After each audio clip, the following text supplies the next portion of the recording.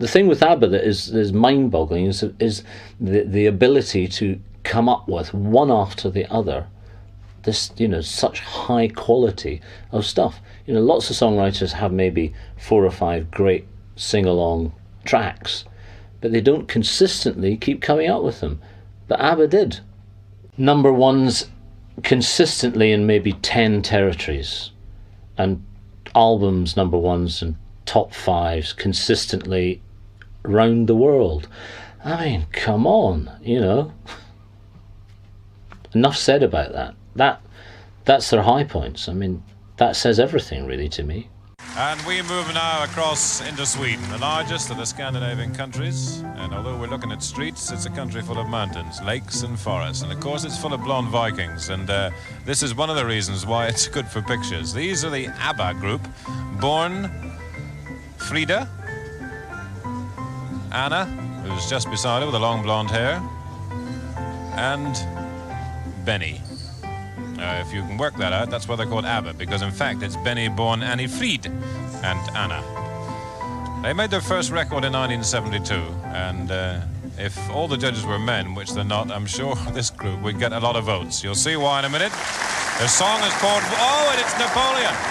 Napoleon, no wonder their song is called Waterloo. This is Sven Olaf Waldorf, who's really entered into the spirit of it all, dressed as Napoleon, waiting for Waterloo by Abba for Sweden. Watch this one. Yeah. My heart at Waterloo, Napoleon did surrender. Waterloo was, of course, the Eurovision breakthrough for Abba. It was quite a calculated attempt. They took Sandy Shaw's 1967 Eurovision Song Contest winner, Puppet on a String, and they basically updated all the elements of that. They got the sort of marching beat, that bouncy marching beat that they perfected, and then the chirpy vocals to go along with it, which made sure that it just crossed all national boundaries, and there was something in it for everyone.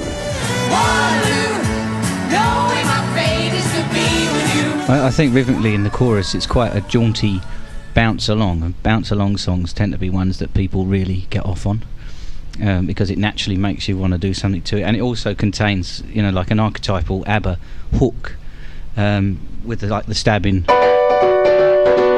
which is very similar to sort of the Dancing Queen idea, and it's that sort of sound that a lot of people, when they hear a record and it's got that in it, will associate that with ABBA.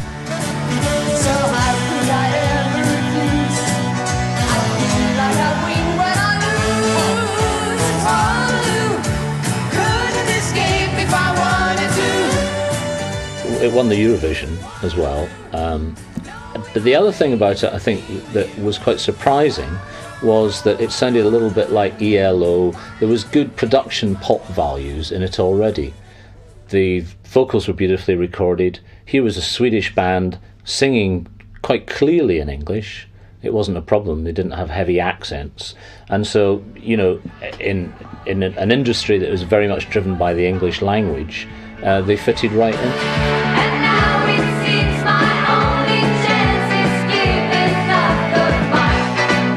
Waterloo was their big song. That's sort of what broke them into the market, really. And I think it's kind of funny that it's a political song for ABBA, which is a weird way to break into the pop world. And it's such an up-singy song with, these two pretty girls standing there singing about, Napoleon and comparing that to their love life. I just think that's priceless. But it shows that they're a little bit tongue-in-cheek. Waterloo really is a song that to me seems to pull out all the stops as far as making a very catchy, hooky pop song. That they took from sort of the glam rock kind of scene at the time and made those sort of pedaling guitar kind of references, and again the saxophone played a part in there, and just huge catchy melodies. There's even like a reference to sort of some, I think it might be like a Beethoven kind of piano-y, kind of very dramatic, and of course the vocal layering ever present. They produced an amazing song which had some great breaks in their saxophone, great instruments, sounded amazing. Visually, to win Eurovision, they wore some amazing clothes, which I don't think anyone else would dream up in a month of Sundays. So I think they married together a whole bunch of things designed to win the competition, and I think they just outshone everyone else that day. ABBA's costumes are legendary, and the way they dressed is a source of much hilarity in this 21st century. But of course, in the 70s, it didn't seem as ridiculous as it does now. Perhaps they were still flamboyant, they were still loud. They came along just after the sort of glam rock era had happened and blossomed, and they moved on from that through the disco period. So there's some very flamboyant clothes.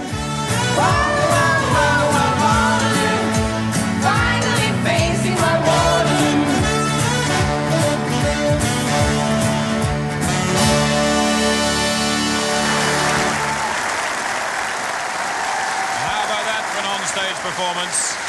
Sweden, they've never won it, but they've surely got to be up amongst the reckoning with that one. It's certainly gone down well here inside the Dome in Brighton. I remember thinking at the time, wow, that's a really good single, but I bet they can't come up with something else. And that's what everybody was saying. And then they did. And then they did again, and they did again, and they did again, and they did again, and did again.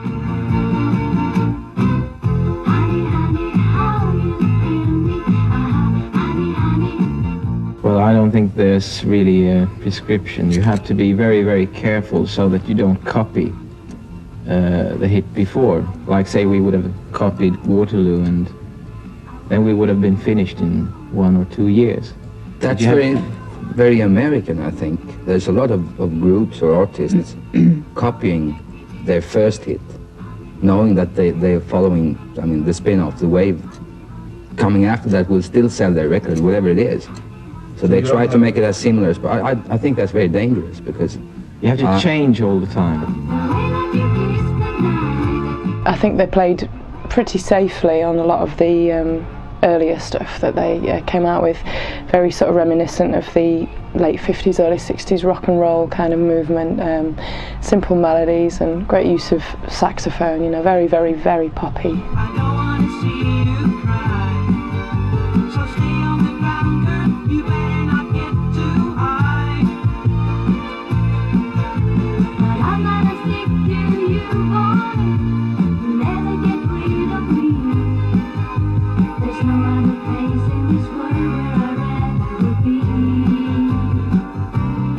The content, I think sometimes in some of the earlier songs was a little confused, because I think they were probably struggling with the poetical side of English, but certainly the diction side of English was quite clear. So that's the whole point about early ABBA, is it sounded good.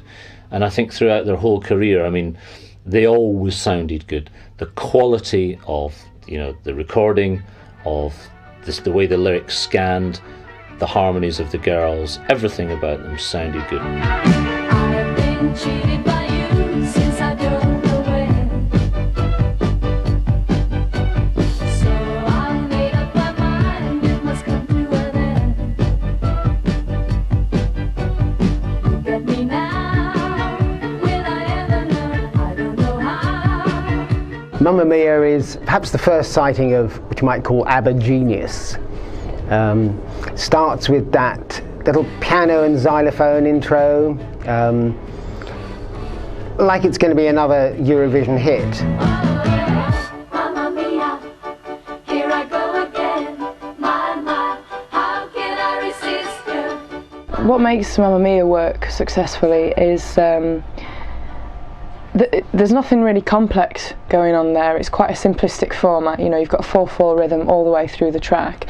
You've got a very interesting switch between twin harmony lead guitars and then back to the vocals, and you've got that hypnotic kind of leitmotif on the piano that brings the whole song in, and it really punches in as soon as the song begins, and it's just perfect pop. It's very dramatic, and it actually has quite strong guitar riffs in it, which I think brings them to a totally different stage again. It's still got that pop vibe to it, but the guitars are quite heavy in it for a pop act, I think, and especially from a pop act in like 1975 or whenever it was that they released at Mamma Mia. The first thing that they do, which is really interesting, is they take a D major chord and then they add a fifth to it, a sharp 5, which augments it. So the sharp 5, so D major, add the sharp 5, it then becomes an augmented chord, which is quite unusual in pop. but not unusual for ABBA. What they did a lot, which is quite unusual, ABBA, actually, musically, choruses, they did this thing quite a lot where the music just literally drops away and you've just got these sort of rhythmic figures with the vocal, you know, Mamma Mia, here I go, you know, which is actually quite unusual. I can't think of that many other bands which build a hook with no music in the chorus, you know, that's something quite unique to ABBA.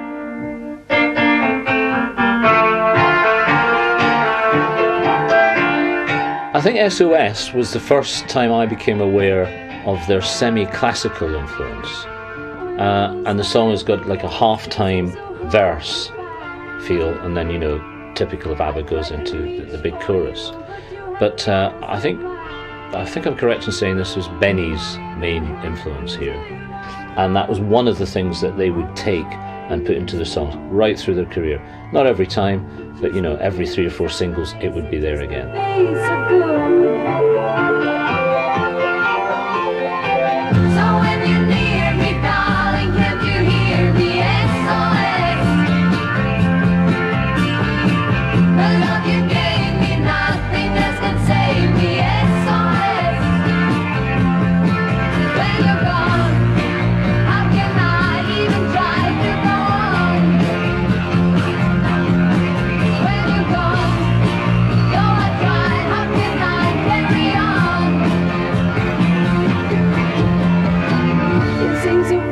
Perfectly formed ABBA gem.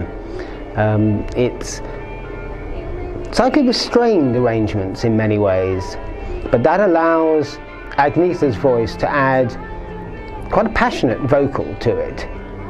But what's interesting also is that the piano and the synthesizer are used to carry lines in the song that are quite often really done by the voices. But this time around they're using all the instruments along with the voices, so the voices and the instruments become intertwined in many ways.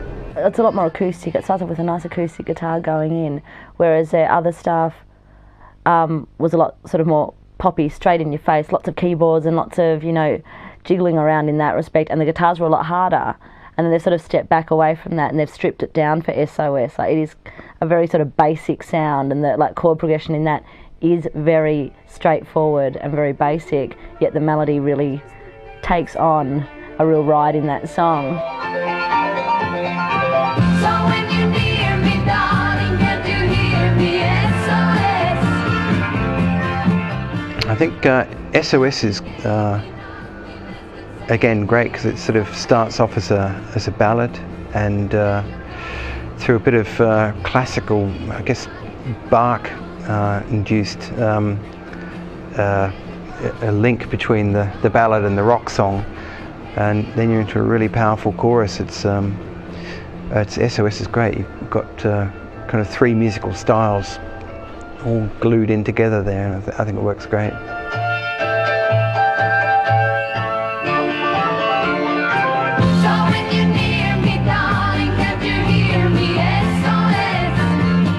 In their later songs, there was depth of material. Once they were actually talking about personal experiences, which we all are aware of, breakups and marriages and what was written about, etc., etc., those songs are actually quite poignant. But early on in their career, it was really a songwriting ability more than a depth of material. A musical ability and a musical depth, yes, but depth of material was yet to come, really, I think. Can you hear the drums, Fernando? I remember long ago another starry night like this. In the twilight, Fernando, you were humming to yourself and softly strumming your guitar. I could hear the distant drums and sounds of bugle calls were coming from afar. They were close now, Fernando. Fernando is a conscious effort to move away temporarily, albeit, from the ABBA ring style, the glorious harmonies. This was an attempt to cool it down, to write more of a ballad. It had in fact been a song on one of Frida's solo albums, but they revamped it, particularly lyrically, where they turned it from being a rather plain boy meets girl story, and now suddenly they're a bunch of Mexican revolutionaries reminiscing over their youth. Suddenly you get this other influence, which is the Spanish gypsy type of influence that they brought into their material. Once again, though, as always with Abba, you have the huge chorus. So, you know, it starts with this sort of slightly romantic, Spanishy sort of Mediterranean gypsy. And then, but once it hits the chorus, big acoustic guitars, you know, and it's definitely Abba. There was something in the air that night. The stars were bright, Fernando. They were shining there for you and me, for liberty, Fernando. Though we never thought that we could lose, there's no regret. If I could do the same again, I would, my friend Fernando. They did quite a few sort of Latin American Spanish themed songs. No one's quite sure why. It just seems that Bjorn and Benny had had a couple of good holidays in Spain and Mexico and liked to write stories inspired by these places. More than once they went on holiday, a sort of working holiday together when they needed to write new material, and came back with songs like that, songs like Hasta Mañana. But Fernando obviously was most successful and was a massive #1 hit.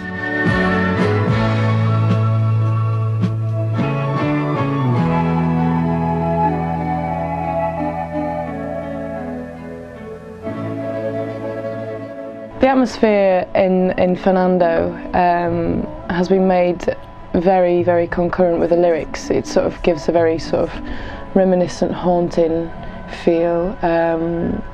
Again, sort of brave for a single, you know, you have these kind of drawn out verses and with that military rhythm running throughout them, you know, which, you know, I don't know whether we'd seen that up to this point before. One of the things that creates the atmosphere in a song is the contrast between the introduction, which again is quite strident, almost bombastic, and then it drops right down to basically this very quiet verse. So you've almost, the verse in itself builds attention because it's just so down, and then of course you come up into this sing-along chorus, you know. But I think the introduction plays a big part in setting the tone of the song, actually. And it's very very well orchestrated on the on the record. There's a lot of stuff going on there, lots of flutes, kind of that kind of movement. I mean, not more complicated than that. And then you've got the kind of melody at the beginning.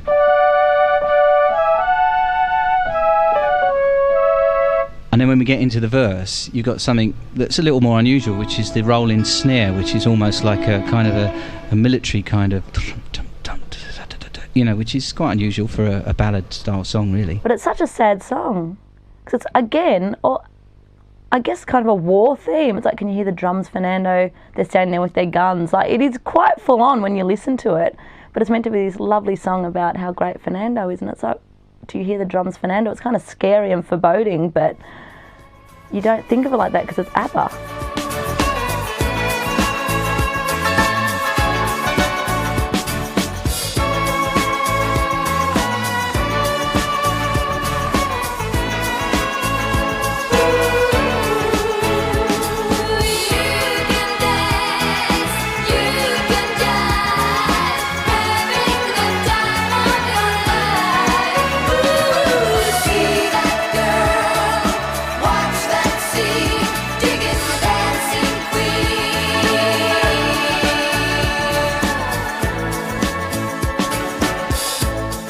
All-time party song, all-time favourite. I think girls want to be the dancing queen when they're out and about, and it just epitomises it. It describes a girl's perfect night out. Getting in the swing, you come to look for a king. I don't think I've ever been in a room filled with girls at a party where the dance floor hasn't become full instantly as soon as the big piano gliss at the beginning and the big choral vocals coming in there. It's instant. You want to be on the dance floor when Dancing Queen's on. And when you get the chance,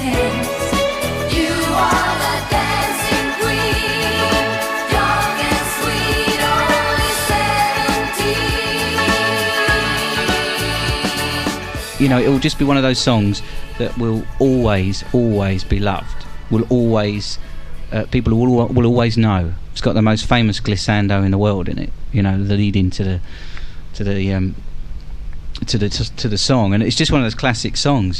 One of those songs that you just everybody will wish they would have written. Bjorn and Benny were looking for a more disco sound that they'd been hearing in America, and Dancing Queen is a bit more laid back than the kind of disco they were listening to, but it still works. Dancing Queen's weird, set at that tempo of 102 BPM. It's down there somewhere. It's not the classic 120 where a lot of people kind of use as a starting point for a song, it seems. I think it's great. It's the vocal range goes from the very bottom of the girl's vocal range right to the top. The piano hook is a key to it as well. Da-dun, da-dun, da-dun. It's just there, and that's a great thing about Abba. They just, when you need the right hook, if it's a lyrical hook, something you can sing along to, or a musical hook, there's always something in a song that you can relate to, and it kind of anchors the song really. But it does show off the girls' vocals. They're singing in unison, and then we'll break off and go into the harmonies in the choruses, and I think it's just it shows off the girls' vocals really well. It is one of the hardest songs to sing, pop-wise. I think vocally it is a hard song, and it's one of their harder ones.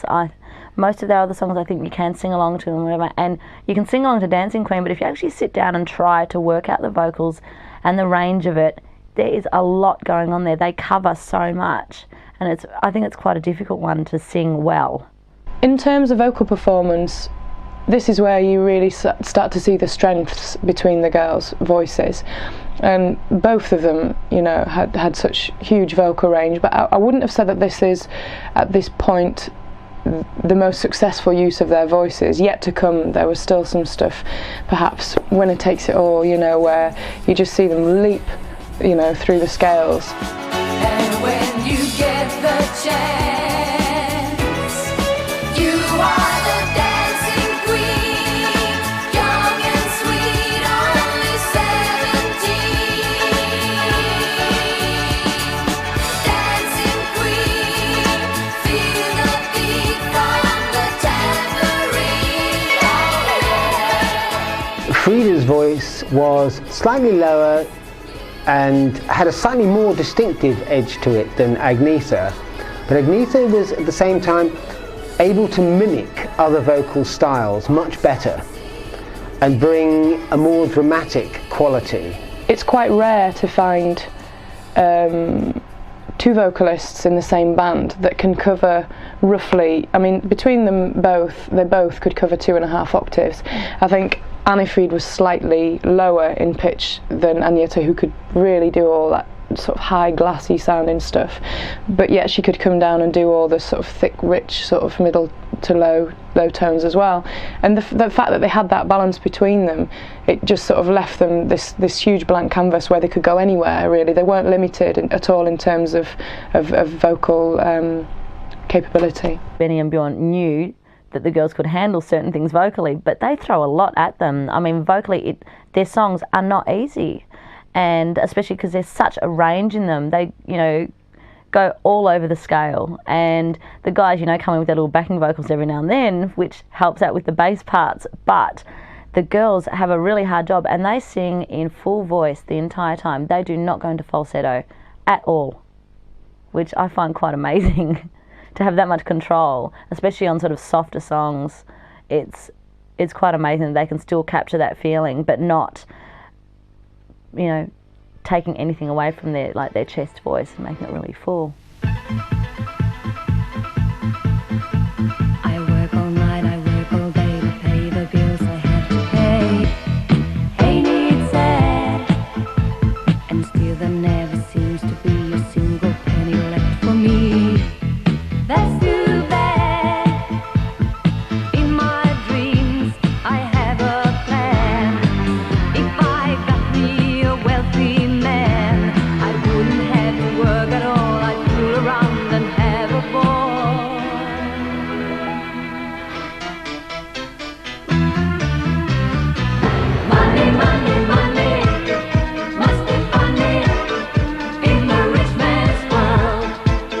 Money, Money, Money is really quite interesting, because what they've done is they've gone into their bag of musical tricks and they've taken out maybe a Hungarian type of scale, something a little bit further than mid-European. They've gone a little bit further east.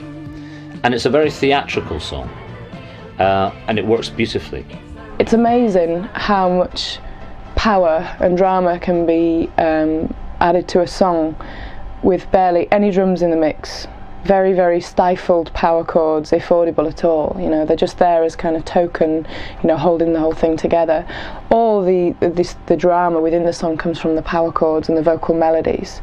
There's lots and lots of suspense, very much a hallmark of Abba, just keeping the whole thing holding back. And in the first verse, I think the song nearly stops before the chorus, you know, and then this chorus punches in. There's more than one hook as well, you know, you've got the and then you've got the hook in the money, money, money line as well, you know, and all sorts of intertwining counter melodies. I think Money, Money works incredibly well as a song, and it works especially for us as a live song really well.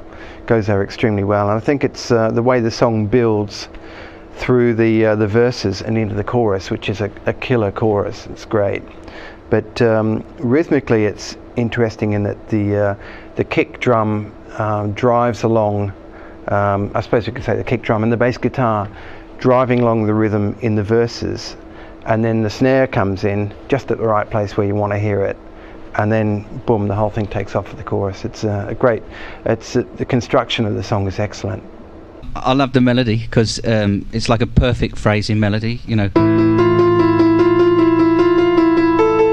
which has an answer. You know, I like that. It's got a really nice structured melody that builds, and that really does it for me on that one, definitely. I think this shows that they're such, as we said before, a real theatrical band. I mean, Money, Money, Money, again, it's such a dramatic song, and just the keyboards in it and the way it's been structured, it is very dramatic. It almost sounds like a crime thriller, the way they've written that song. So I must leave, I'll have to go to Las Vegas or Monaco and win a fortune in a game. My life will never be the same. Monday, Monday, Monday, must be fun day in the rich man's world. Monday, Monday, Monday, always Sunday in the rich man's world. You get the feeling that Abba are looking more towards the song as a live performance, more than just a created record. Perhaps it's the beginning of the next stage of Abba, where they're starting to think more in terms of stage production rather than studio production.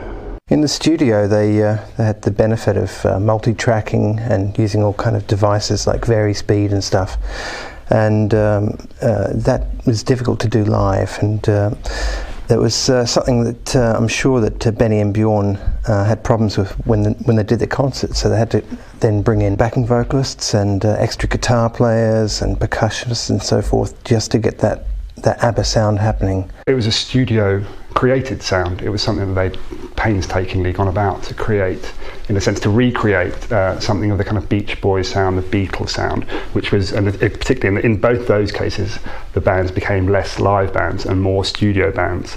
And I think that was Abba's idea, was to create something close to a perfect pop sound. So kind of Benny and Bjorn, working with their producer Michael B. Tretow, consciously set out to create this slick sound, multi-layered sound, something like this Phil Spector wall of sound idea, and that was just almost impossible to recreate live. Certainly at the time. I think nowadays there'd be no problem using kind of tape back to add that depth of sound to the sound, but at the time you just almost couldn't do it. No more carefree laughter, silence ever after. Knowing Me, Knowing You is the sound of Abba beginning to grow up. Although it's based on American pop, which Bjorn and Benny were becoming increasingly intrigued by, and they were using those elements putting them into their own style and building it up. There is nothing we can do, knowing me, knowing you. We just have to face it this time. We're through. Breaking up is never easy, I know, but I had to go. Knowing me, knowing you, it's the best I can do. It's slightly different from a lot of ABBA songs in the fact that it has an instrumental section in it that's played by the guitars, and possibly a synthesizer as well. That's not something they did quite a lot of. It was something they shied away from. This really displays ABBA's ability to use many voices. You know, this is like a time where you get to hear the guys up at the fore as well, you know, and the scope within the four voices is really sort of used to its fullest potential here. And you get to hear for the first time really, I think, on an ABBA album, the use of a whisper, like really in the forefront of the song, which kind of helps to depict the lyric of, you know, the sort of eeriness of an empty house when a relationship's closing.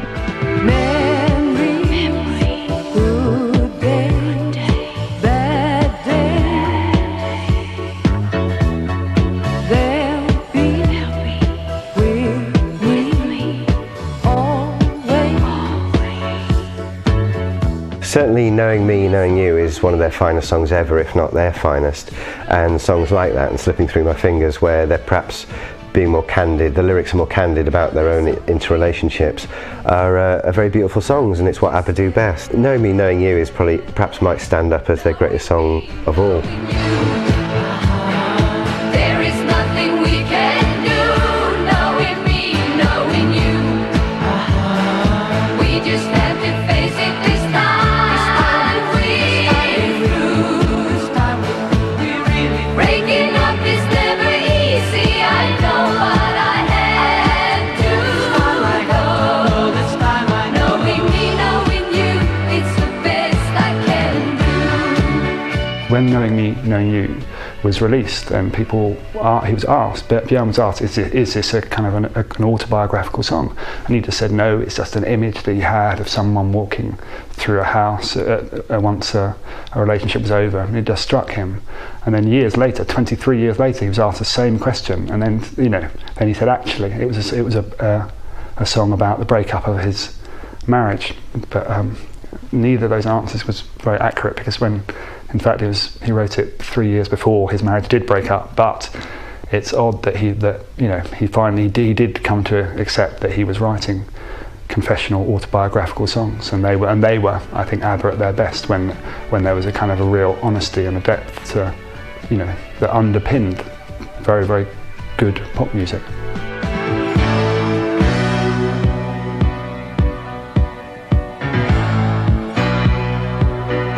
Knowing me, knowing you.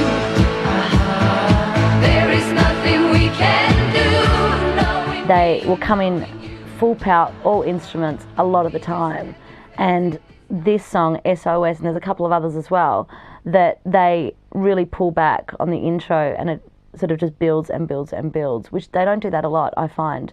They have breakdowns throughout the song, but this one, they start kind of soft and like sort of bring it in slowly and build and build.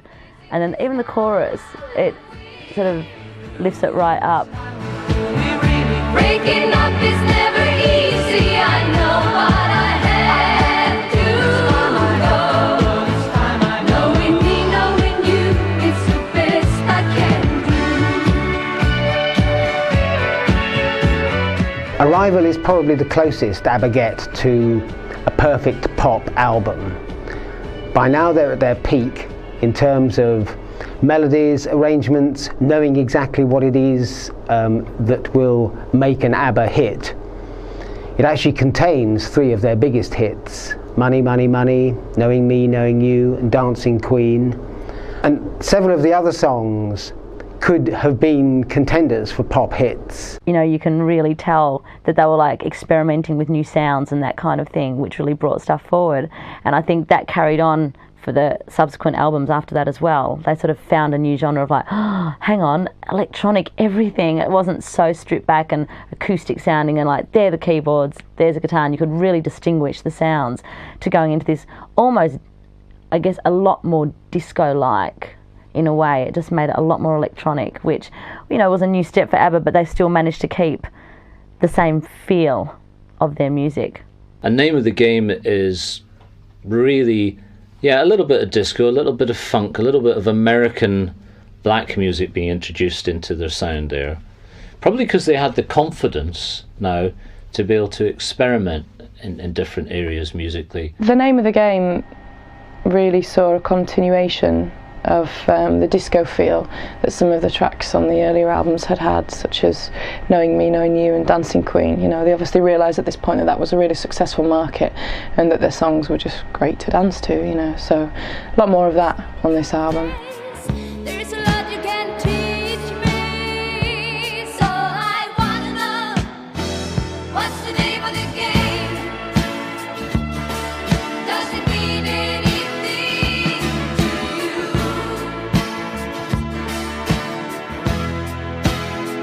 What's the name of the game? Can you feel it the way I do? Tell me please, 'cause I had to know I'm a bashful child, beginning to grow, and you make me talk. It's, again, a lot more, I'd say, back to the SOS kind of feel to it. It's quite acoustic and sing-alongy, and it's quite chuggy the way it moves along. It's a kind of a slow feel to it, but it is very acoustic and stripped back again. It's not very electronic at all. The Name of the Game is ABBA starting to look at emerging mega groups in America like Fleetwood Mac and the Eagles, and adapting a lot of those techniques to their own flawless production style and creating something slightly more grander than we'd been used to before, and maintaining the same ABBA, or the same distinctive ABBA style. If you need me, let me know. Gonna be around. If you got no place to go when you're feeling down. If you're all alone, when the pretty birds have flown, honey, I'm still free. Take a chance on me. Gonna do my very best, and it ain't no lie. If you put me to the test, if you let me try. I think Take a Chance on Me is one of several excellent pieces where the backing vocals are, or the counterpoint vocals are an important part of the success of the record.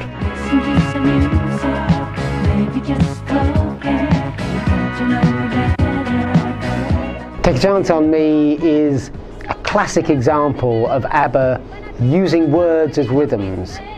The whole song really is based around the rhythm of the words. Right from the beginning, right as the backing vocals build up, and you've got layer after layer of voices all just saying, take a chance, take a chance, take a chance. And that's your whole basis of the song. On top of that, Agnetha is kind of producing these breathy, sexy lines to go along with it.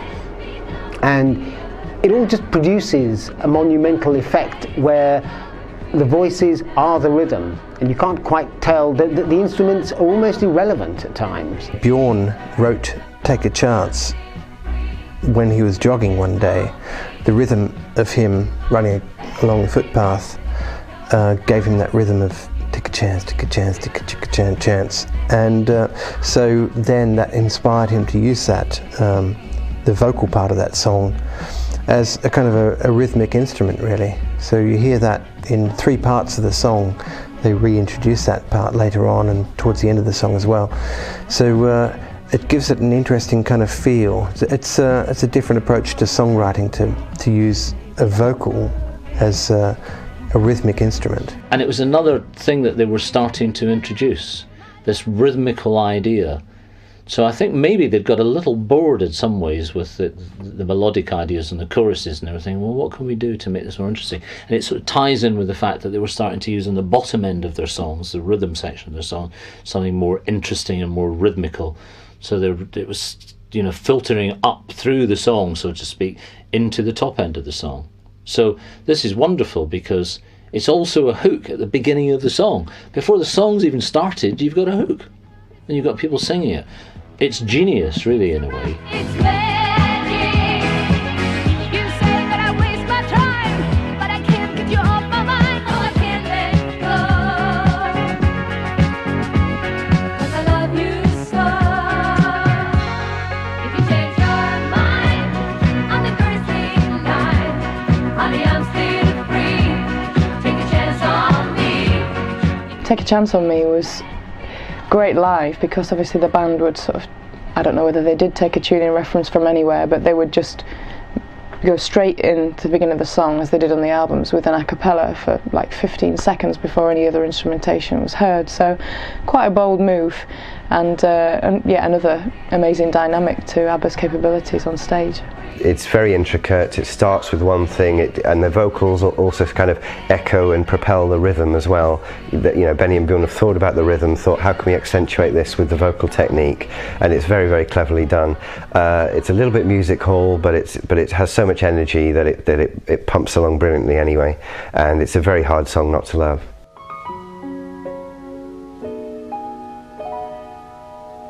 I'm nothing special, in fact, I'm a bit of a bore.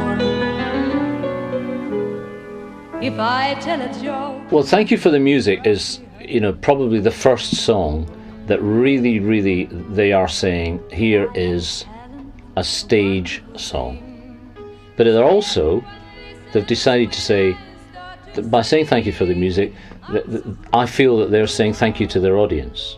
I think that's what they're trying to say, which is fantastic, of course, because that's really what it's all about. So I say thank you for the music, the songs I'm singing. Thanks for all the joy they're bringing. Who can live without it? I ask in all honesty. What would life be without a song or a dance? What are we? So I say thank you for the music, for giving it to me. Thank You for the Music is generally thought of as a sort of an anthem, a theme. People think of that, they think of Abba. If you're making a film or a book about Abba, you tend to call it Thank You for the Music. And it's been covered many times. It's very easy sort of sing-along, the kind of thing Westlife or soap stars would do on a TV show. As to whether it's their best song, no, not by a long chalk, I'd say. It's a little bit corny. It's a lot corny, actually. It's a little bit saccharine. It's dripping with syrup. And it doesn't have any sort of beat or pop sexiness, which their better tracks do, such as Know Me, Knowing You or Dancing Queen. How did it all start? Who found that nothing can capture a heart like a melody can? Well, whoever it was, I'm glad. So I say thank you for the music, the songs I'm singing. Thanks for all the joy they're bringing. Who can live without it? I ask in all honesty. What would life be without a song or a dance? What are we? So I say thank you for the music, for giving it to me.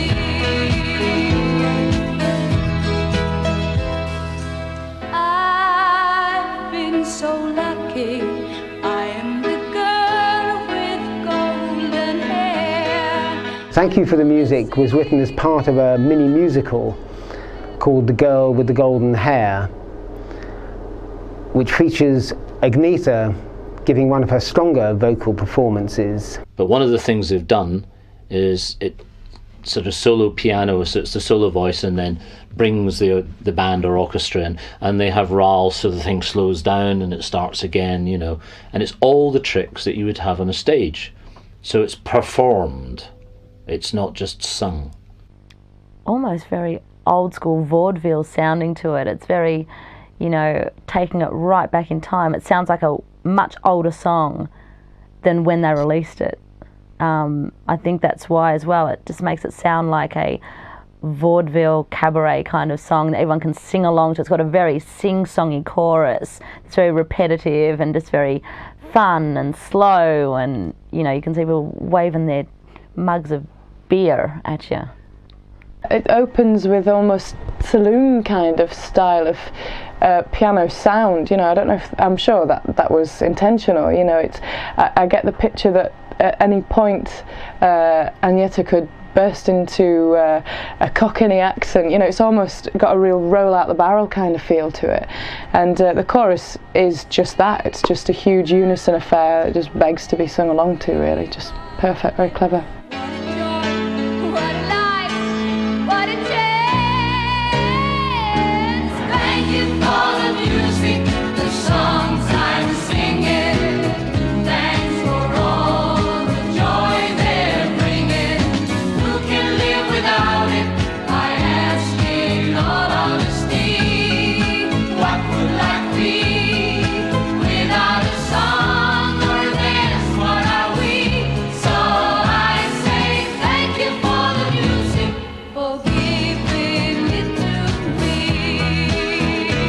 It's a pretty cheesy song, but of course ABBA can get away with that. They know exactly how to get away with that by now.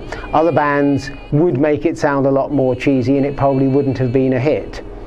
It is of course now the inevitable climax to every ABBA tribute band show. It's seen to be kind of the end of the ABBA era. When they wrote that song and released that song, it was getting towards the end of the era, and it's quite good, I guess. It's a retrospective, and we often use it for our final song when we finish a concert, because it starts off pretty well, just a piano and voice as kind of a ballad, and then the choruses pick up, and it's quite uplifting. It's a great song. The chorus is such a perfect chorus that everybody must know that song and associate it with ABBA. And I suppose they are actually saying, we are grateful that we have been given this talent, and this is our way of proclaiming it to the world. It's a fabulous song.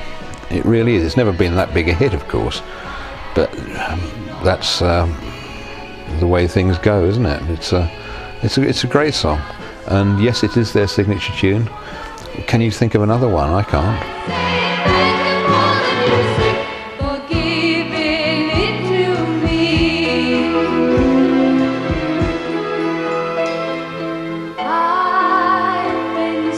When I heard this, I thought they were going to break up. I thought this was them saying, you know, thank you very much, it's been fabulous, but good night, you know. But it wasn't. It was like, thanks for what's happened so far. We'd just like to just remind you, we're aware of that. That's the feeling I get from it. Thank you for the music, the songs.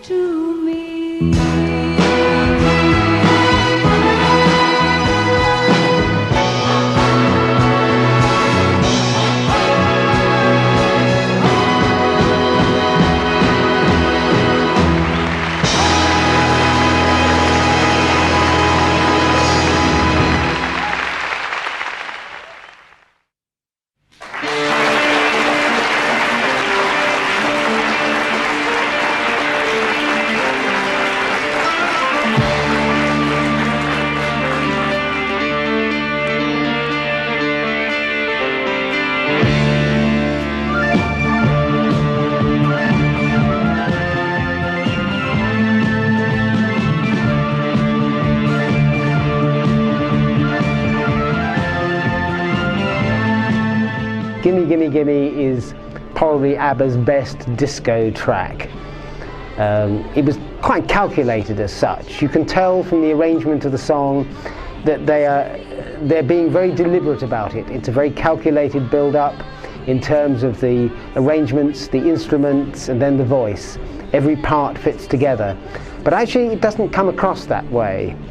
Most other bands it would feel more contrived and constructed, but with ABBA it just seems to flow naturally.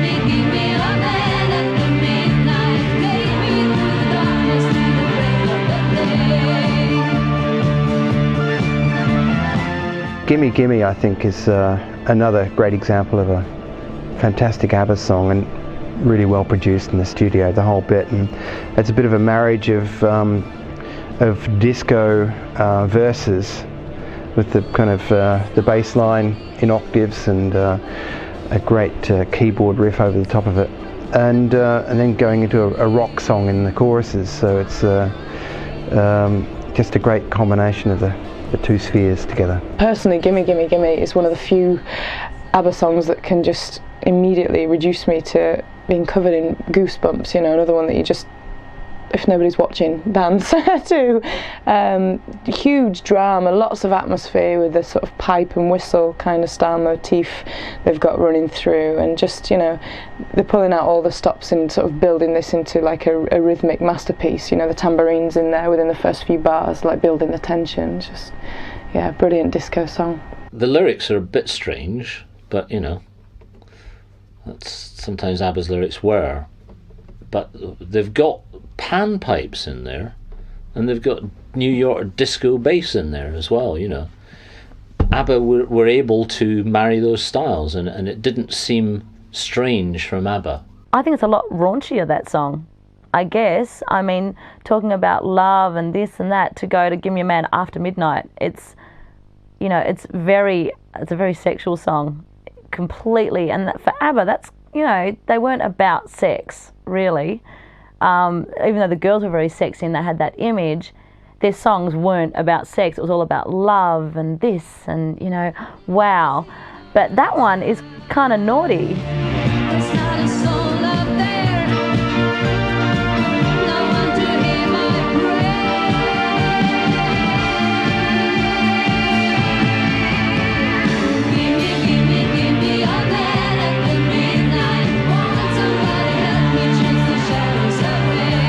ABBA turned to the disco market around about the time of Gimme Gimme Gimme, which was recently adopted by Madonna for the Hung Up hit, of course. And they did quite well. And this was around the time of the Voulez-Vous album, which was their disco album pretty much. Very good album, very well produced. They took elements of disco, but kept obviously their songwriting skills. They didn't just go for a beat. They kept their swooping choruses and great build-ups, great middle eights, great vocal overlayings, and it worked very well.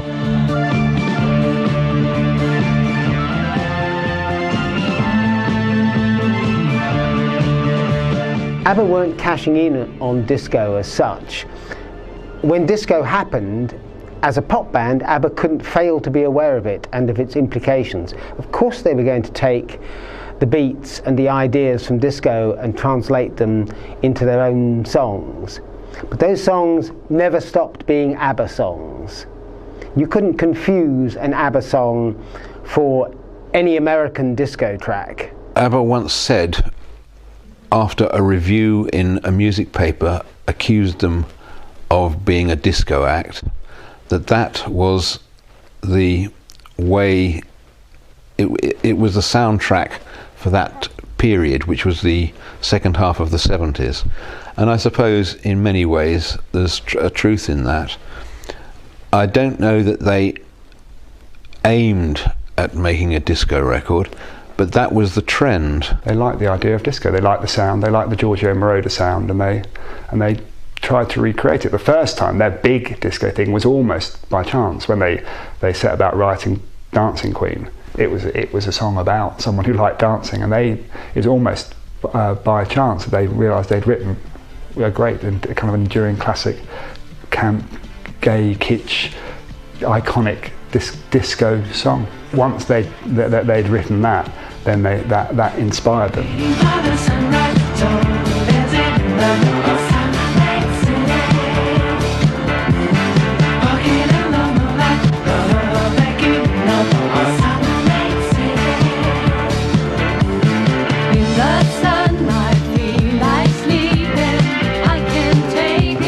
Summer Night City is another energetic, four-to-the-floor disco song.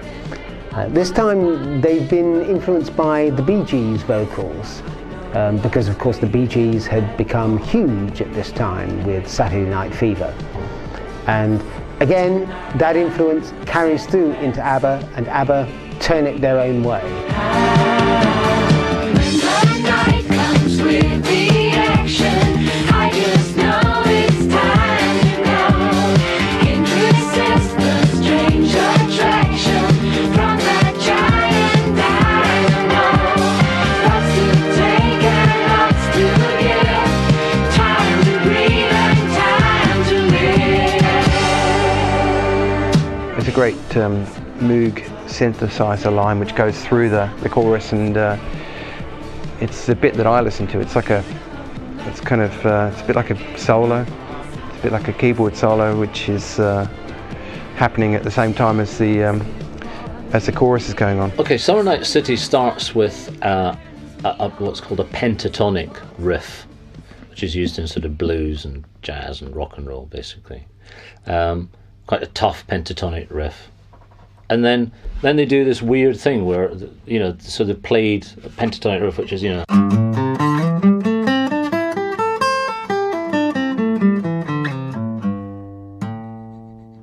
they use bits of that in a riff, and then they suddenly go into this sort of Eastern section, musically, and get away with it. They were well up for trying to glue musical styles together. They did that in some songs to complete perfection, and I think rather than keeping one feel happening for a song, I think that was indicative of them experimenting with different rhythms for various songs, and that's how they came up with the formula of let's have this happening in the verse and this in the bridge, that in the chorus. I think that's where they got some great results, just through experimentation. ABBA tended to get away with using a lot of minor chords, even though they were expressing something quite happy and major and up-tempo, I think that's why they've been given longevity, because we don't see... They're not a cheesy pop band at all, there's a lot of very clever musical things happening within the songs, they're not sort of throwaway songs. Come the verse, which is probably the best thing to illustrate that point with. Actually, it has basically the same chord progression as Gimme, actually. So again, you've got that rock influence with the minor thing going on, which is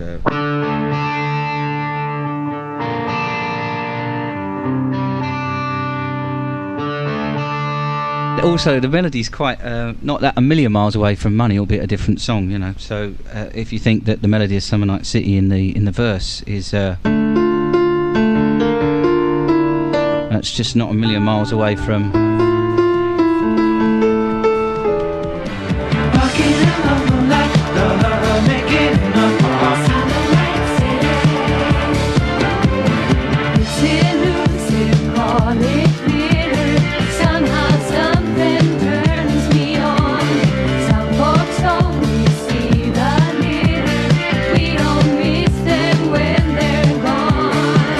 ABBA did have a rather restless quest for perfection. A good example is Summer Night City, where they recorded various versions of that.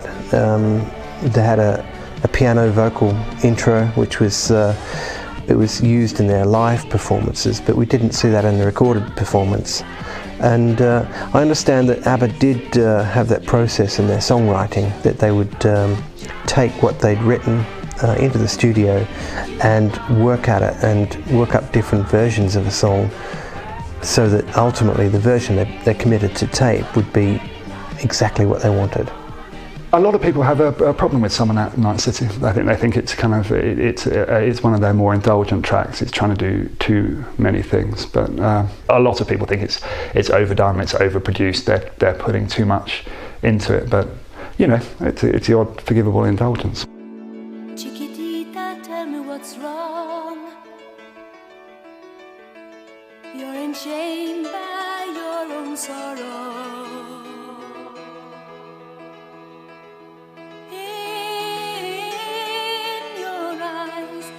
No hope for tomorrow.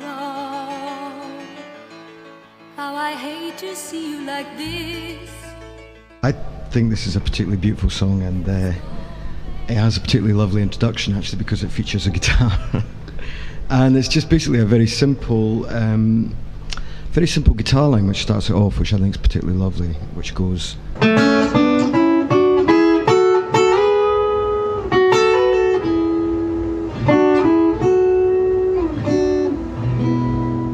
Chiquitita, it's another song that you know, is a power ballad, I guess is the best way to explain it, and just from a kind of a flamenco sounding guitar right at the very start, just building to a great big payoff chorus, which is I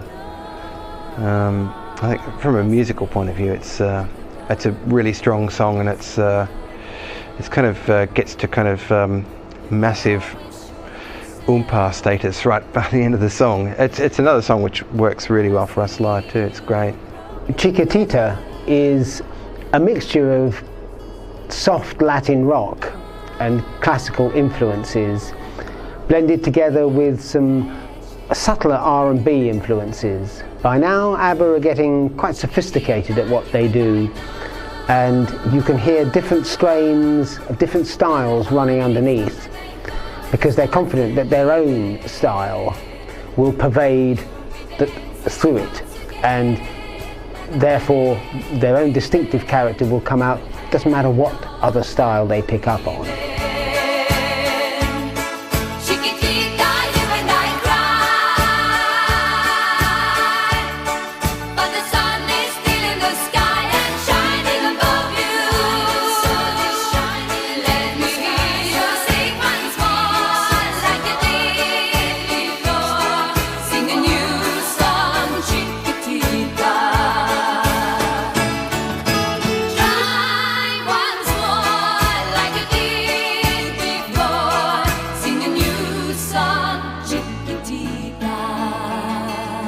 I think it's also nice, I mean, because obviously the nice harmonies are going up in thirds and what have you. But in the verses, the piano and the guitar complement each other very well with a kind of arpeggiated movement. And the piano's got little flourishes.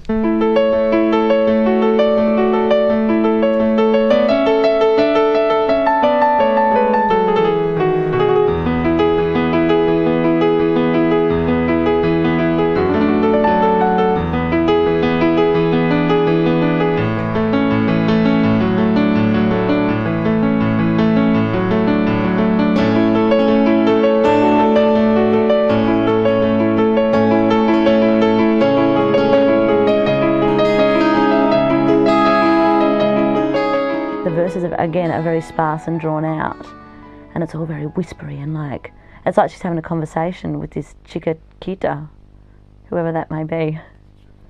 But it's quite conversational, that one, which I like. Giving advice from the Abba girls.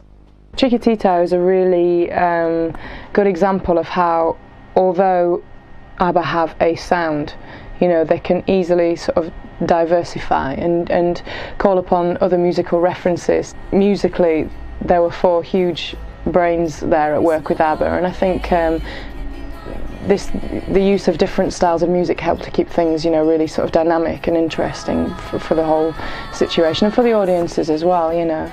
Formulaic as they were, they still managed to keep things very sort of diverse and hilly. Chiquitita, you and I know.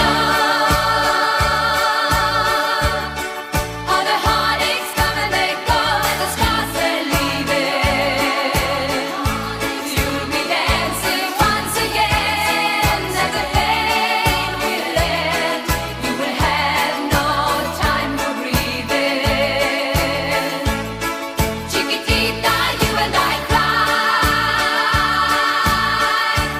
but it is very carnival-like. It's very, not swing, but the way they do the chorus, it's very like bum, bum, bum, bum, and you can really kind of hear, I guess I could see it in a circus, which is kind of strange, but it's like sort of a, you know, dusky little, you know, European carnival going on.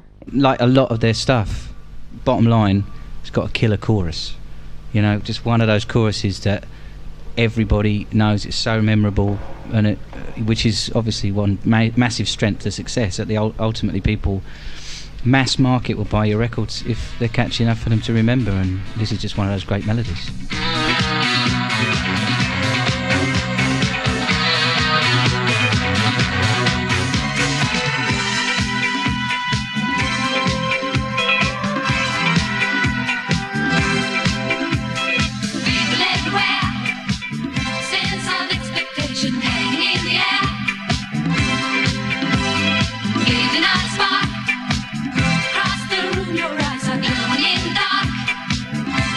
Voulez-Vous is another Bee Gees influenced song, which again has become quite a disco favourite, particularly in retrospect. I think Voulez-Vous was probably one of the more formulaic ABBA songs. You know, they really knew that this huge punch-in disco, you know, gimme, gimme, gimme, money, money, knowing me, knowing you, repetition, you know, Voulez-Vous, you know, it's something that can easily be picked up to sing and, you know, dance to at the same time, and, you know, all the dramatic aspects of the, you know, the successful disco tunes that they've done so far were all present within this song.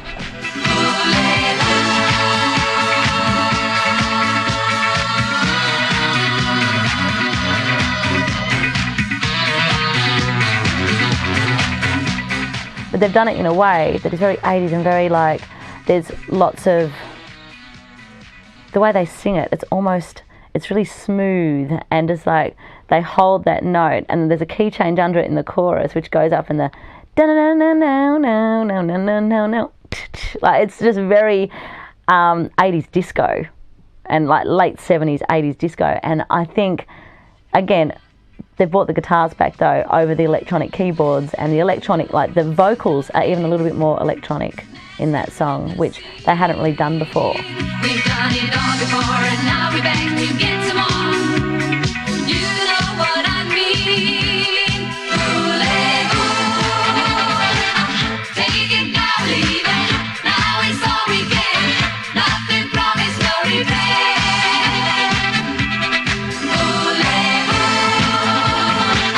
Ain't no big decision. You know what to do. Life is just a I think in many regards they were giving people what people really wanted all along, you know, and just great songs, really sing-alongable choruses, and great rhythms to dance to as well.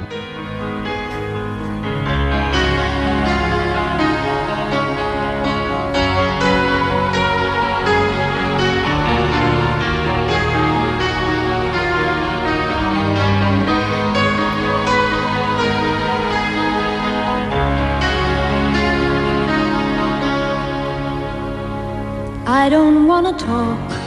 The Winner Takes It All actually revitalised ABBA's career at the start of the 80s. There's no doubt that what had come so intuitively to them in the 70s was now taking more effort to sound natural and vivacious. This is one of the ones where they didn't sit down on a Monday morning and say, it's Monday 10 o'clock, let's write a song. The song had to be written because, you know, something was happening in their life. Now, that doesn't mean that, you know, if Benny was the person that wrote most of this, that Bjorn wasn't involved. But I think whoever wrote the main part of this song, you can tell in many ways that it's one conscious thought. For all intents and purposes, a ballad, but a power ballad, which is driven along by a great drum and bass line when the song picks up. And the lyrical content, which is a chronicle of the divorce that Agneta and Bjorn went through, I think is it's kind of astonishing to make a hit about something that so heartrending. There's a tendency for people to start reading into ABBA lyrics at around this time. The reasons why they broke up and the heartbreak and everything else. Perhaps this song you can. I think the irony in it is that he again wrote this song. I'm not sure if it was to express probably the common feelings he had between them, but certainly when it's interpreted by Agneta, it has this very sort of morose and easily identifiable kind of melancholy quality, which again is reflected in the music very much. The winner takes it all, the loser standing small beside the victory. That's her destiny.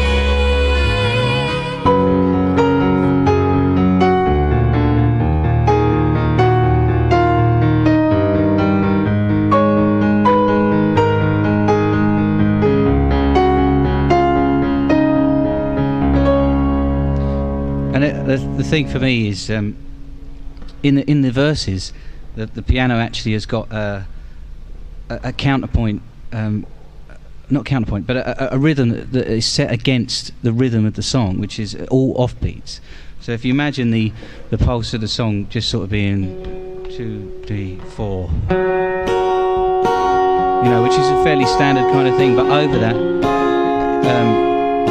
there's this kind of counterpoint rhythm that juxtaposes the other one. Same bit again, yeah? Which is this.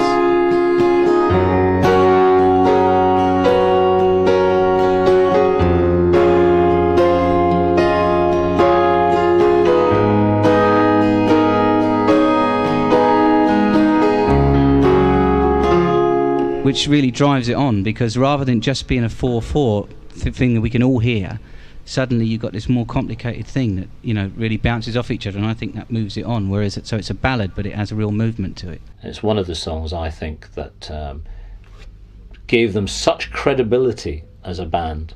It took them from being, ABBA are fantastic, but it took them into the stratosphere, because it was like, well, here you go. This is deep now. This is deep. Here's this band that have been, pure pop, disco, theatre, music hall, mid-European, bit of Spanish, and suddenly they're writing deep, strong, emotional songs. I would say that this particular song is where the girls are at their definite best. I think the myth that ABBA, between the girls, had about 2.5 octaves each. I think they probably had a little bit more, because I'm supposed to have 2.5 octaves and I can't sing along to this. I can do all the low stuff, but then we shoot up there and it's like, way into falsetto. That's an incredible vocal achievement, in my opinion. She does, I must say, Agneta, good job on the vocals in this one.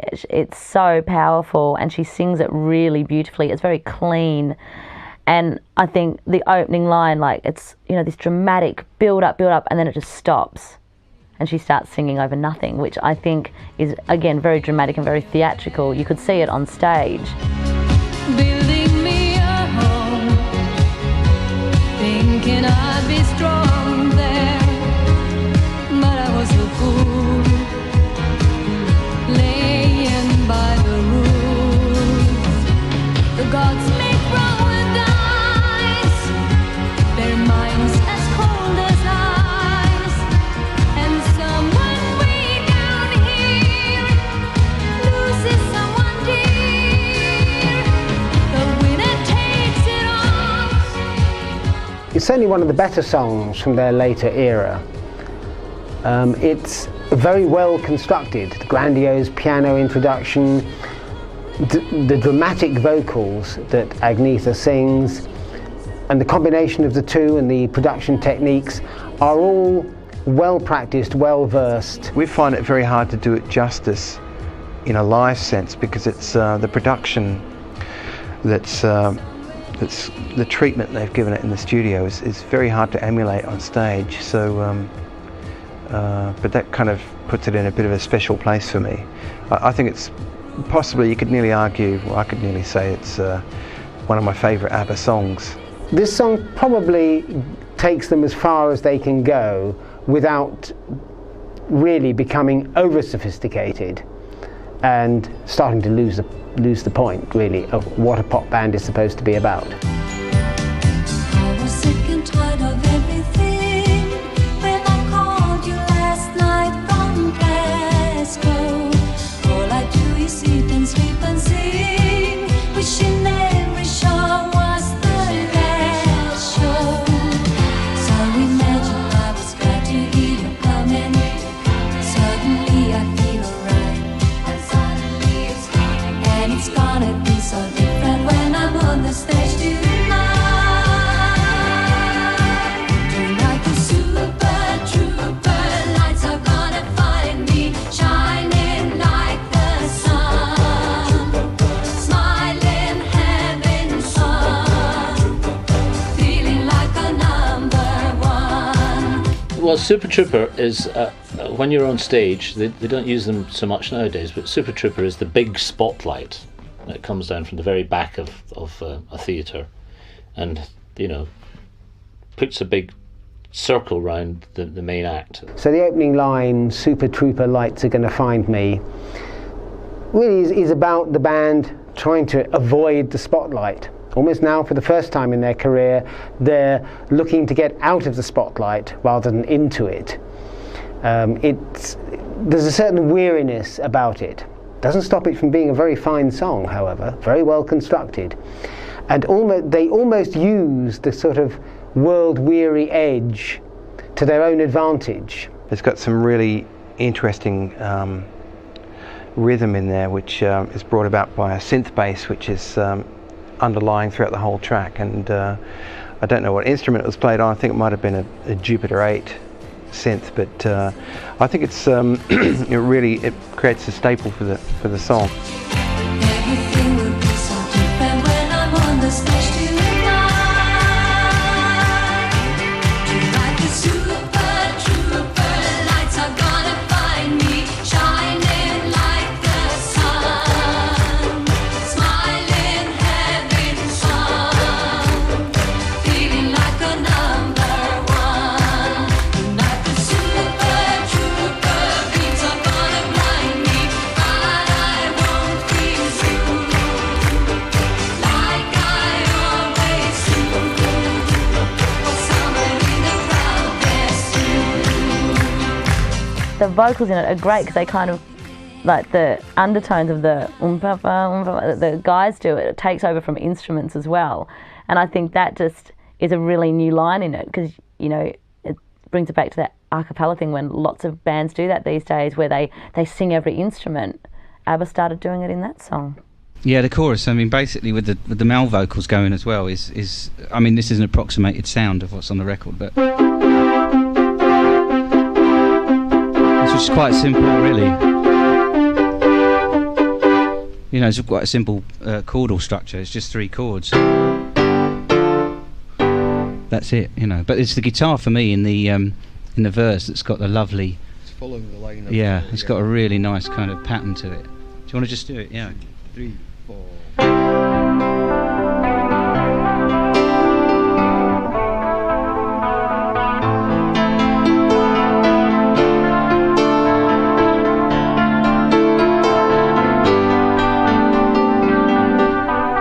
Which is lovely, you know, really melodic kind of chordal writing for the guitar. The pat's lovely, arpeggiated.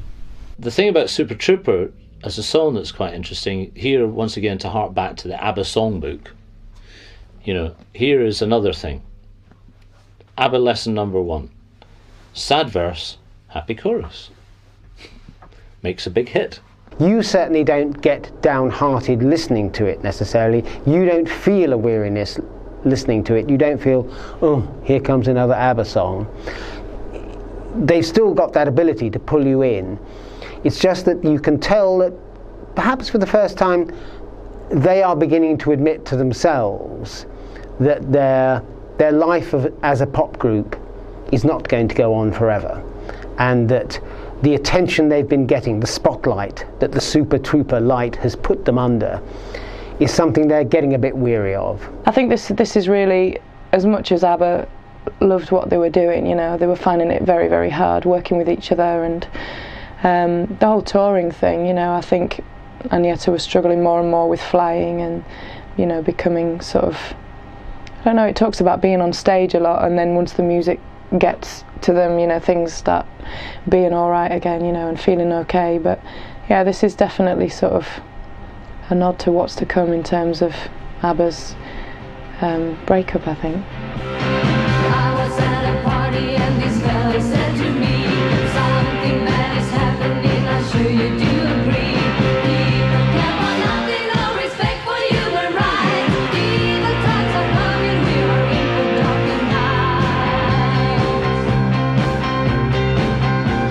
I said, who are you to talk about impending doom? He got kind of weary as he looked around the room. He said, I'm a minister, a big shot in the state. I said, I just can't believe it, boy, I think it's great. Brother, can you tell me what is right and what is wrong? He said, keep on rocking, baby, till the night is gone. On and On and On is one of their most relatively most rocking tracks. They do get down and get on it a little bit with this one.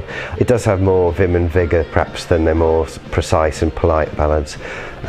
It still wouldn't get on the bill at Donington. It's not a monster of rock track by any stretch of the imagination, but at least they're kind of getting a few feet tapping and working it a bit.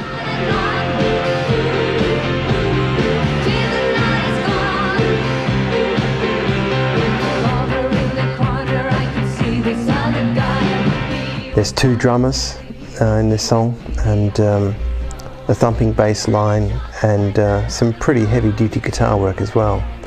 So I think it's them trying to say that they're not just writing boppy songs, poppy songs, nor just ballads. They had a rock and roll side to them as well. The Super Trooper album was largely written in Barbados by Bjorn and Benny. Going away to write an album had worked for them earlier. This time they seemed to be running a little thin on ideas. The production was also a bit muted, which meant that when they were not actually on sparkling form, it could slip quite easily into a rather bland formula. Yeah, the Super Trooper album, Winner Takes All and Super Trooper, two enormous hits off it. They were at their zenith at this point, really. They sort of could do no wrong. It was hit after hit. But deservedly so, because, you know, they put a lot of hard work into it. I suppose you have to ask that a band that could communicate with each other that well musically clearly was now unable to communicate with each other outside the confines of music. Having gotten through the editorial, no doubt I must have frowned. I must have made my desk around 9:15, with letters to be read and heaps of papers waiting to be signed.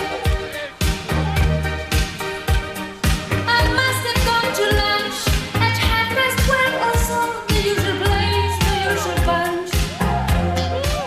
The Day Before You Came is built on banks of electronic instruments that provide a strong atmosphere for Frida's vocals, but her vocals are mixed into the distance somehow in the song, and they give it a rather kind of cold, objective feeling, almost as if she's looking down on the rest of us. In fact, looking down on the rest of ABBA, I suspect. This is hugely, hugely minor, and it's a very sort of meandering song that doesn't seem to really sort of ever punch or take off. You know, considering it was a single, it was sort of very, very minor and very downbeat, and obviously probably very true of what was happening to them all at the time. But it's, yeah, it's quite sad lyrically, really, and just sort of, it almost sounds like a diary, like a journal of what's happening at the time. Oh yes, I'm sure my life was well within its usual frame. The day before you came.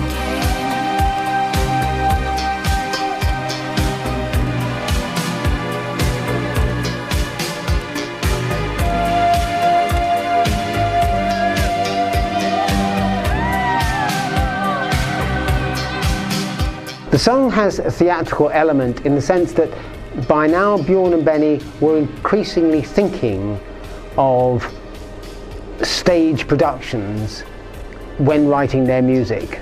I think they'd already knew this was going to be the next stage after Abba had finished, and I think by now they could see the end was in sight and they were already looking beyond as to what was going to come next. They're going to slip at some point from the zeniths of musical genius. There's got to be a few breathers.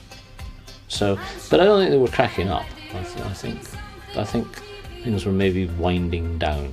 It's still very strong material, if you consider it's at the end of their career, and they're still coming up, as I've said, with consistently high standard material.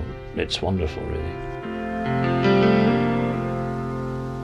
School bag in hand, she leaves home in the early morning, waving goodbye with an absent-minded smile. I watch her go. As the 70s moved on, Abba got more and more confident and more successful, obviously, and the more successful they got, the more confident they got. But by the sort of the 80s, they were doing more experimental stuff. The Visitors album was quite ambitious for them and not as commercial as their previous works. So they were doing more experimental stuff on some of this footage we see here by their standards. It doesn't, it's not experimental by avant-garde standards, but it's experimental by pop standards. And they moved past disco. They were doing quite Baroque ballads again now. Slipping through my fingers all the time, I try to capture every meaning, the feeling in it. Slipping through my fingers all the time. Do I really see what's in her mind? Each time I think I'm close to knowing, she keeps on growing, slipping through my fingers all the time.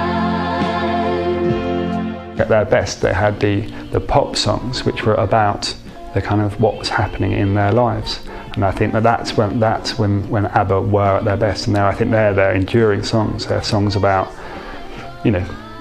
despair, about marriages ending, and I think Slipping Through My Fingers is one of their best songs, because it's from the heart. It's a confessional song about Björn saying he's worried about, he's given too much energy to his work and too little to his family, and then he's seeing his children grow up, and it's a really heartbreaking song. It just became very hard for them to write happy love songs, and it did reflect that they were growing up to a certain extent, or had grown up, and that the dream was over.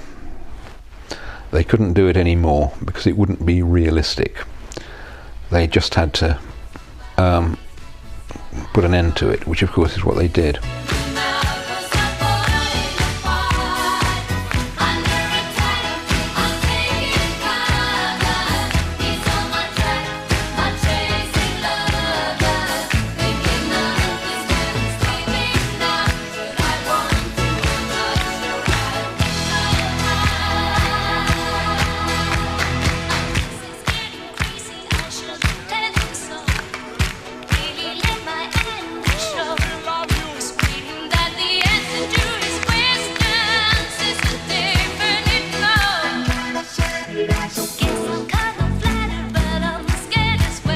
You can hear elements of this song in the Police's album Synchronicity, which would go on to be a mammoth album, particularly in America. So there was no doubt that by now ABBA were influencing all sorts of bands around them. Rock bands as well were taking many of the ideas that ABBA had pioneered and were now incorporating them into rock music. That gave another dimension for ABBA, one that ABBA themselves couldn't follow up, but other bands certainly could. I don't think it is a fitting swan song for ABBA. I think I kind of see, and I know it's not their last song, but or last songs, Thank You for the Music and One of Us, as being how I kind of remember ABBA finishing off and squaring away an amazing period in pop music. I think this was not just based on their relationship, I think it's their relationship with the media as well. They just felt totally in the spotlight and totally that their whole life was under the microscope. and no matter what they did, they couldn't escape. It's certainly one that it definitely gives me the impression that this is, you know, a swan song. It's sort of really like a chapter closing, really, and again just fits with the complete mood of the album. You know, I suppose they couldn't help the direction that things were going, and you know, I think it's a very sort of, again, very honest kind of representation.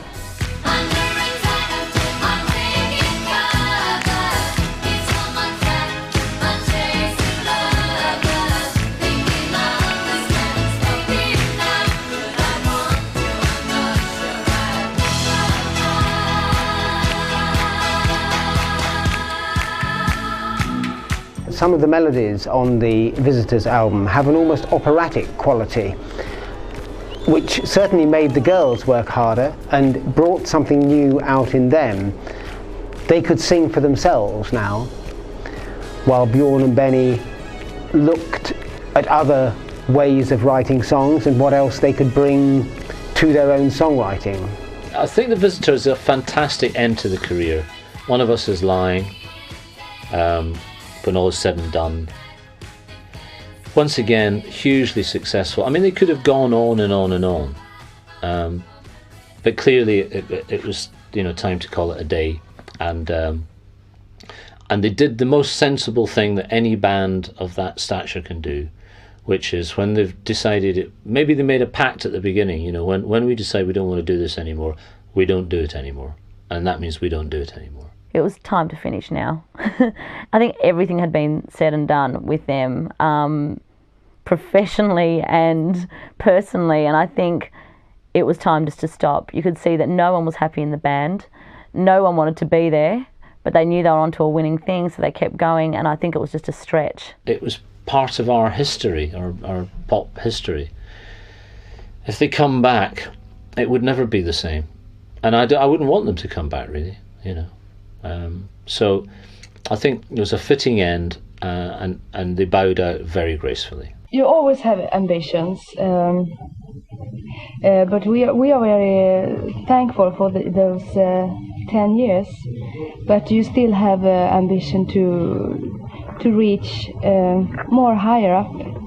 I think it's a matter also of maybe changing direction a little. I mean, it's when we've had the success we've had with Abba for such a long time, I feel an eagerness to do something else. I mean, not on my own, but sort of doing something else within the frames of music. Talent such as this, you know, it can't really be ignored. You know, I think it was just something that shocked people, and particularly the image of the band as well. They weren't afraid to dress up, and it was just at a time when everybody loved to dress up, and the girls were stunning, you know, and there was the contrast between the colouring of the girls as well, and it was just, there was something for everybody, really. Let's say that for the moment, Abba have a break. Yes. Bjorn and Benny writes on a musical together with Tim Rice. Yes. And Frida's working for herself, and I'm working for myself. And you too, yes. So we never know what will come in the future. I've been cheated by you since I don't know when. So I made up my mind, it must come to an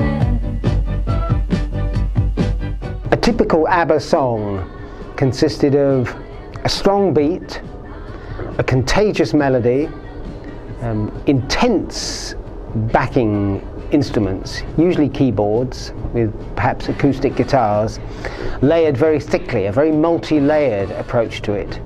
And then finally adding those voices on top, which was the coup de grace, really. It was the special ABBA ingredient. Mamma mia, does it show again? My, just how much I missed you. There's nothing broken hearted, blue since the day we parted. Why did I ever let you go? Mamma mia, now I really know. My, I could never let you go. I think ABBA's arrangements are templates, really, for other pop artists. You know, like if you say in the recording studio, we want a sort of George Harrison, musicians, arrangers, producers know what you mean. If you say we want an ABBA, they know what you mean. So that therefore means that ABBA had created a template, a sound, a branding, a style of arrangement that had become an ABBA.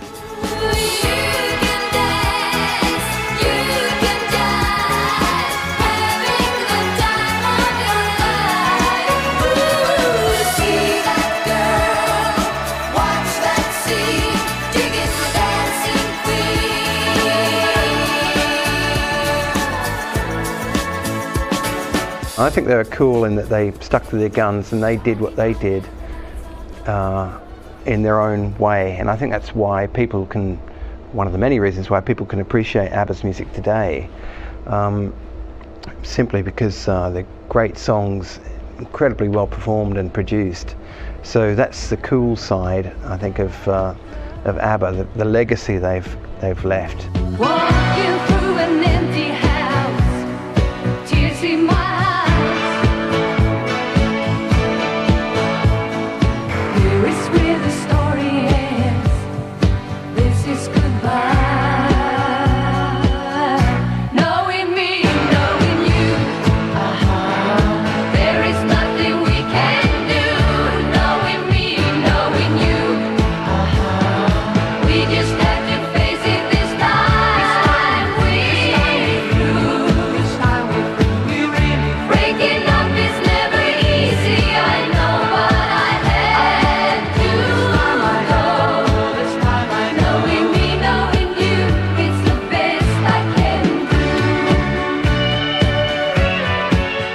they had completely their own sound.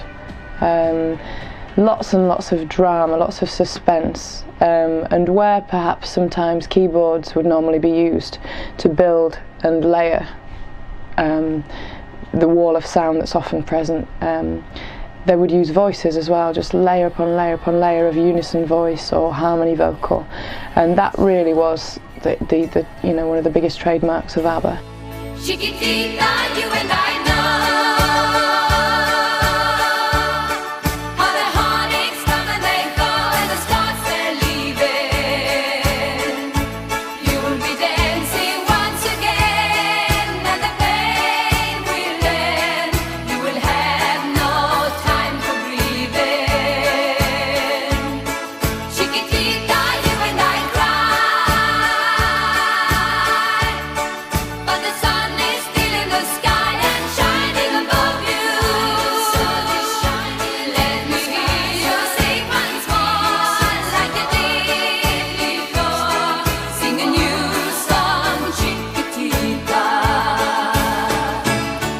ABBA material is meant to last, I'm sure they weren't writing the songs thinking, well, next week nobody will like this anymore and nobody will play it anymore.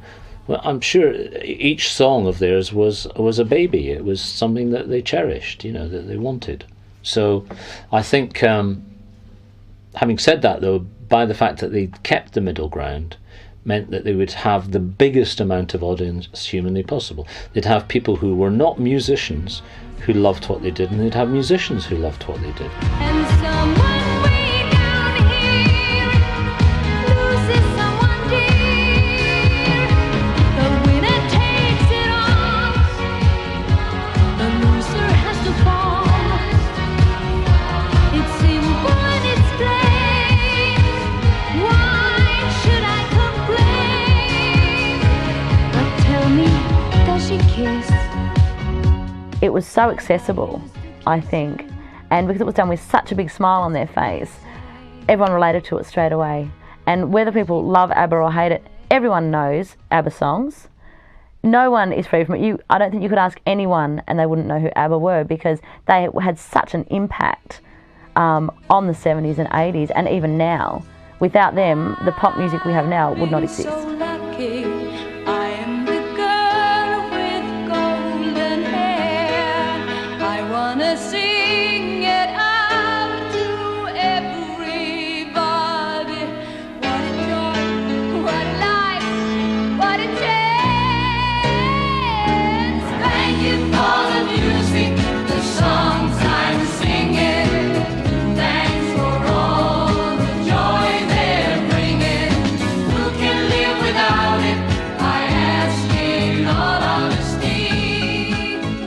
There's nothing about Abba that pretends to be better than they actually were.